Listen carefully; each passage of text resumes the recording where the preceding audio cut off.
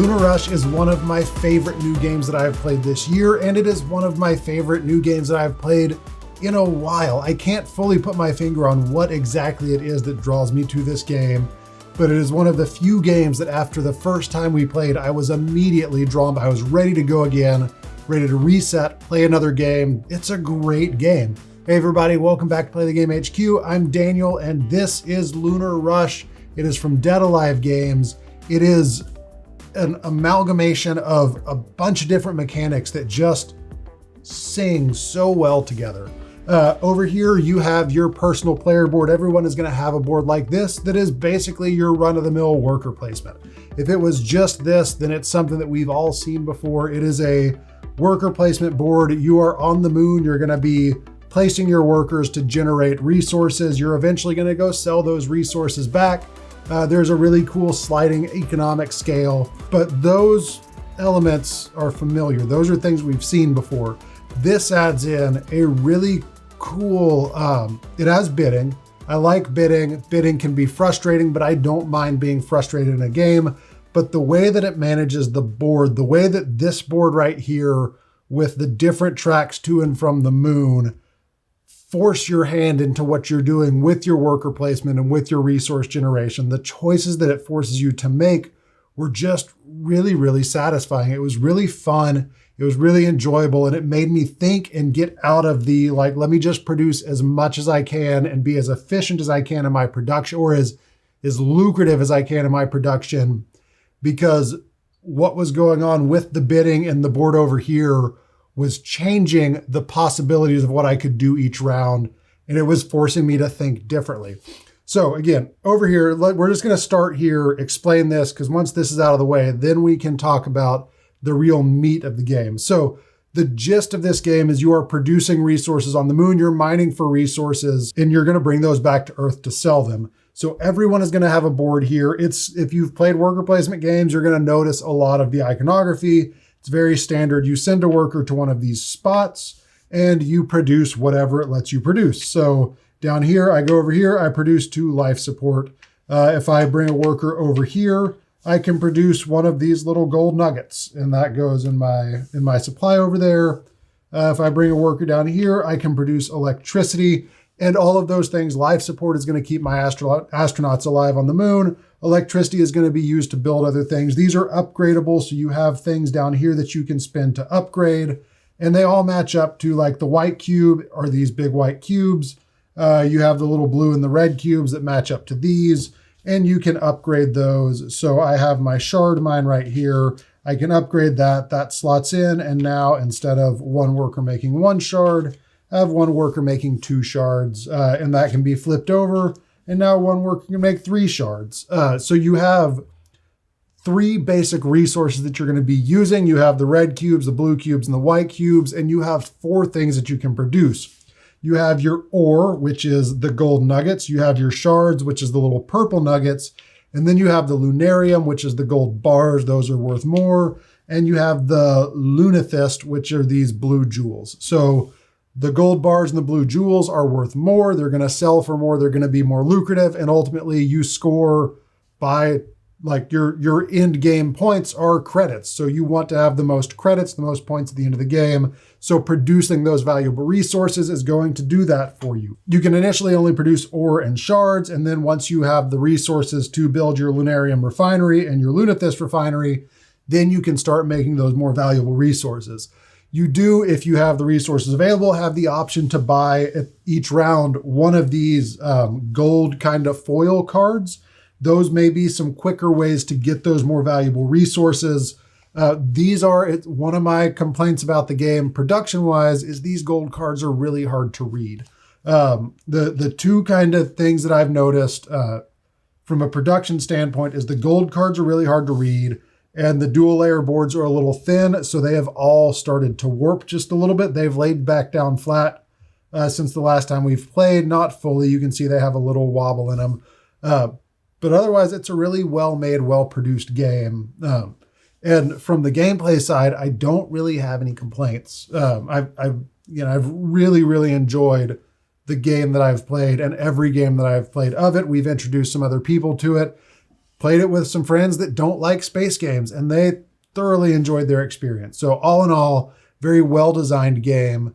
Really enjoyed playing it. So back to this. So you have these different, each of these areas can be upgraded. Everyone has their own set of cards to upgrade these, and that's going to produce more resources that you're going to be able to sell for money. So that is, again, a very standard, this element of it is honestly a standard run-of-the-mill worker placement, produce stuff and sell it game.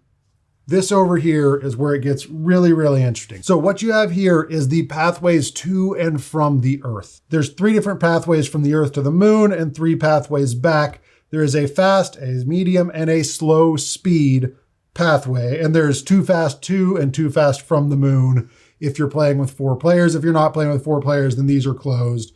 And then there's just 1 fast on each side. So at the beginning of each round, players are going to bid. They're going to secretly bid. Everyone has cards 1 through 5 that they're going to use to bid. And that is going to create the initiative order in which you are going to choose the path that you take. So I just randomly pulled some cards here. So let's say red was 5. So red's going to go first, then green. Blue is going to go second, green third, and yellow is going to go fourth. And you're going to place 2 ships each round. So I'm going to place, then blue's going to place, then green, then yellow. And then I'm going to place my second ship, then blue, then green, then yellow. Now, the important thing, the thing that you're balancing here is your fast ship is going to get there the day that you launch it, but it can only carry 2 items and up to 2 astronauts. Every ship going from Earth to the moon can carry 2 astronauts, which is going to give you more workers to produce more resources. Again, this is a worker placement game, so having more astronauts gives you more workers, lets you produce more stuff. It's important to get astronauts up there, and the way you get them there is by sending them from the Earth to the moon. Now, nothing costs anything to send. You just have to have space to send it. So a fast launch ship gets there the same day, and it can carry 2 items. A medium ship is going to get there in 2 days. So if I launch it on this round, it's going to be in transit at the end of this round, and then the following round is when it will get there. And the slow launch is going to take 3 rounds to get there. So, but it can carry 9 items. So as you're bidding, you're trying to balance what you need to get there. And then you are also placing things on those same speed routes to bring them back. So it's not just what you need to get there, it's what you can bring back, what you need to send back. And that kind of the balance of, do I want to get a slow route that'll take a few days to get back and carry more stuff, or do I not have enough stuff produced to send back yet? I love the way in playing it that this mechanic drove how I produced things. Maybe I was quicker to produce less valuable stuff because I got stuck with a slow route, and I want to load that up because I don't want a slow ship that it only has 1 thing on it. And that's kind of what I set up here, is this sad little yellow ship. That yellow at this point maybe didn't have enough stuff produced, or they were saving their resources back here to produce the more valuable stuff, got stuck with a slow route, and had to send back 1 lonely little ore nugget on a ship that can hold 7 things. It's painful when that happens. It's frustrating, but those are what you're stuck with. Those are the choices that you're forced to make.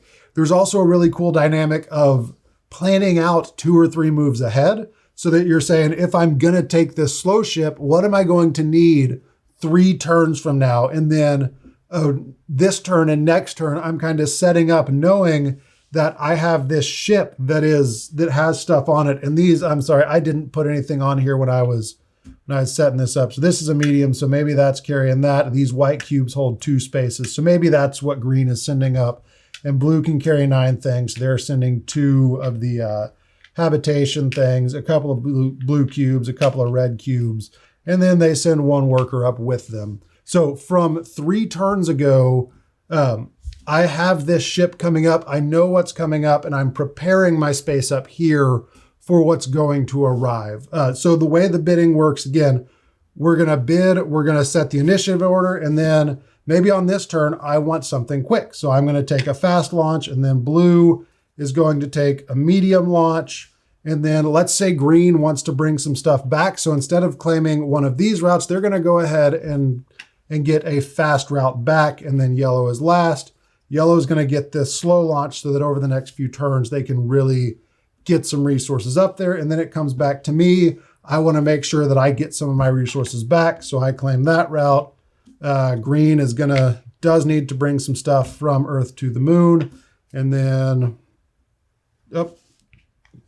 blue's going to get that fast route, then green's going to get that, and yellow is going to get that one.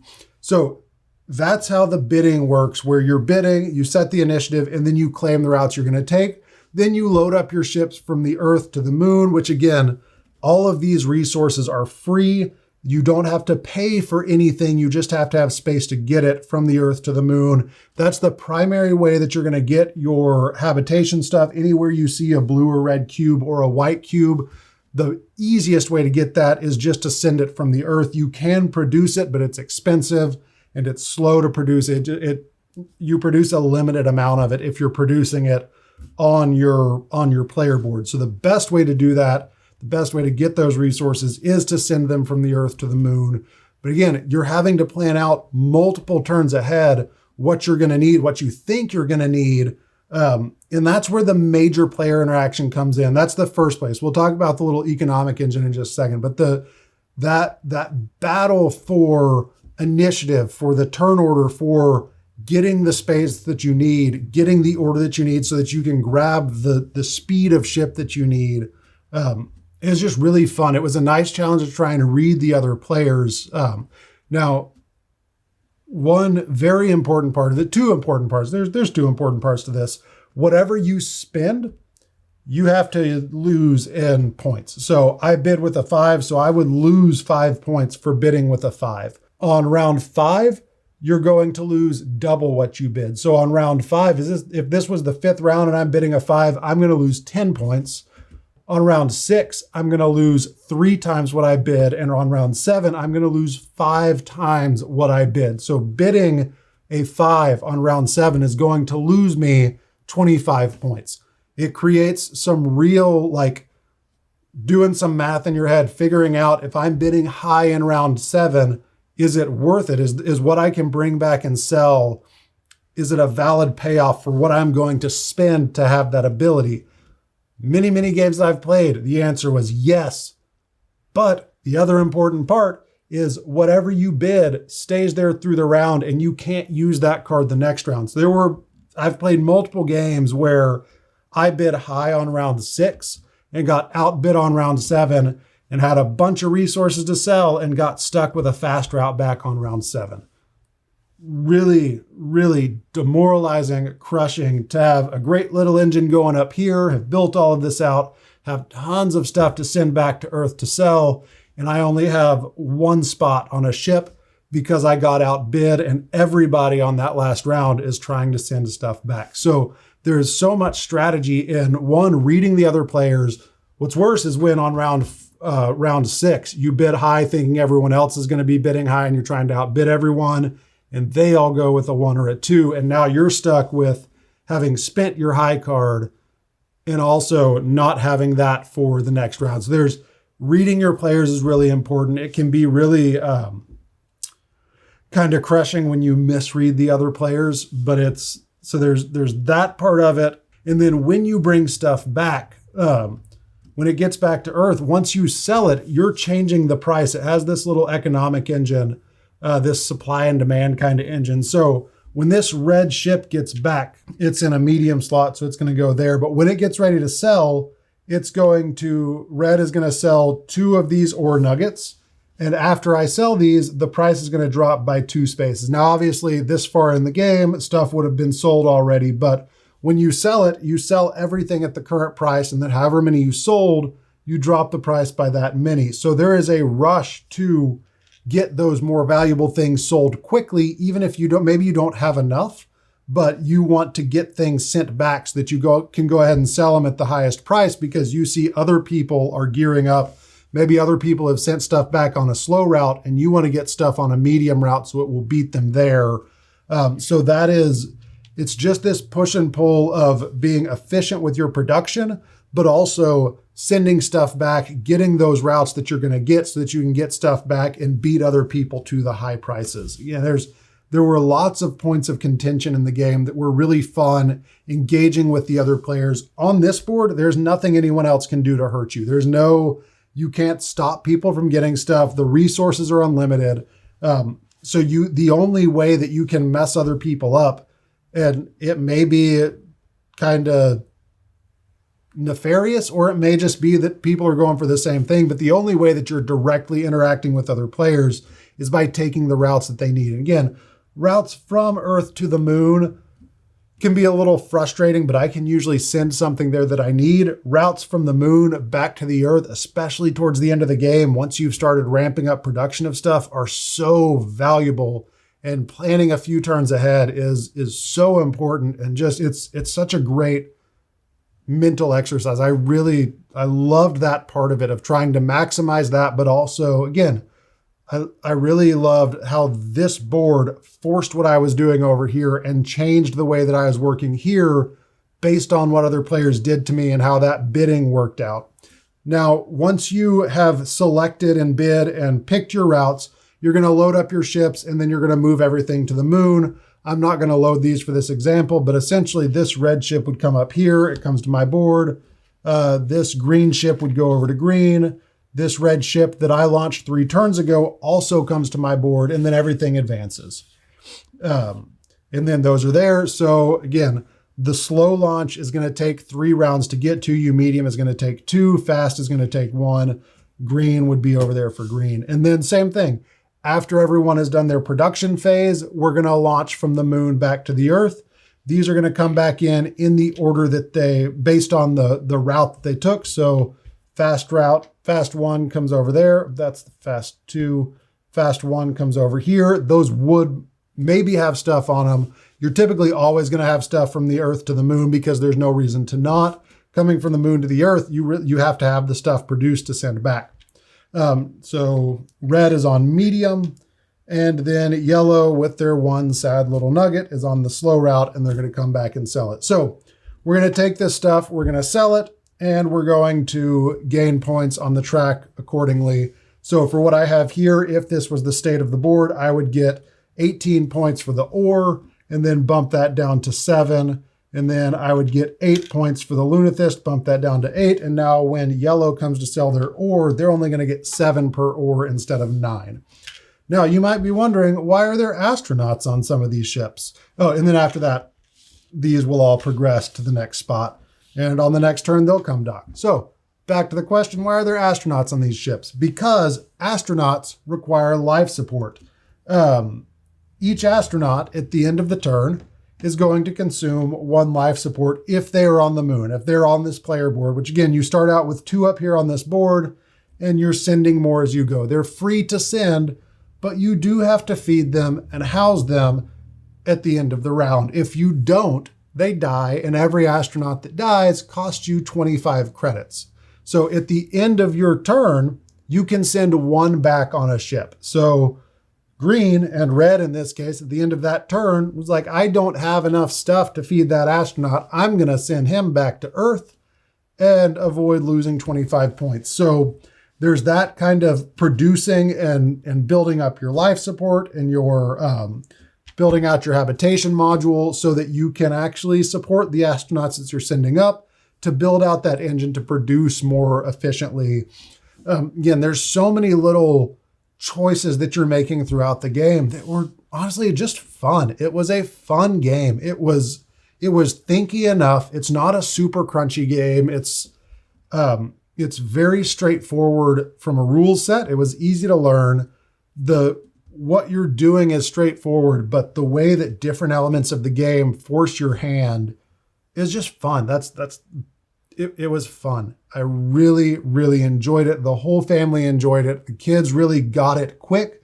That was a lot of fun to see, to watch them planning out, watching everyone try to outbid each other, try and read the other players. It was a really enjoyable experience. It's a very well-designed game. This works so well in creating tension and forcing decisions that you don't necessarily want to make. Now, if you do get stuck, again, multiple games have got stuck on my last turn because of how I bid and what I had available. Being on the fast route and having a bunch of stuff to sell, that I couldn't get back to Earth. If that happens, you do get to sell stuff for way cheaper than you would normally get to sell stuff, but they're like, you're not just out of luck with that. You're just getting a much worse deal for the resources that you have spent blood, sweat, and tears trying to produce. And at the end of the game, after all 7 rounds, you're going to run each kind of wave of ships. So even if they're like, you're going to launch ships back from the moon to the Earth on the 7th round, anything that's there on the fast route is going to resolve, and then you're going to bring the next wave and the next wave. So you're never going to be stuck with stuff on ships that you can't sell. The problem is just getting stuff on ships. So yeah, this was all in all a really, really enjoyable experience. Thoroughly enjoyed playing the game. Have played it with other players, again, who didn't like space games and had a fun time with it. It's a fairly simple teach. It's got a straightforward kind of, the mechanics are pretty straightforward. Again, I don't really have anything negative to say about it other than the player boards are kind of warped. It is one of my favorite new games that I've played this year. It's going to get a lot of play. I'm ready to play it again, ready to get back to the table. If you have any questions about it, let me know. I'm happy to answer those. You can just leave a comment. I'll get back to you as soon as I can. Until next time, thank you so much for watching. We'll see you later. Bye.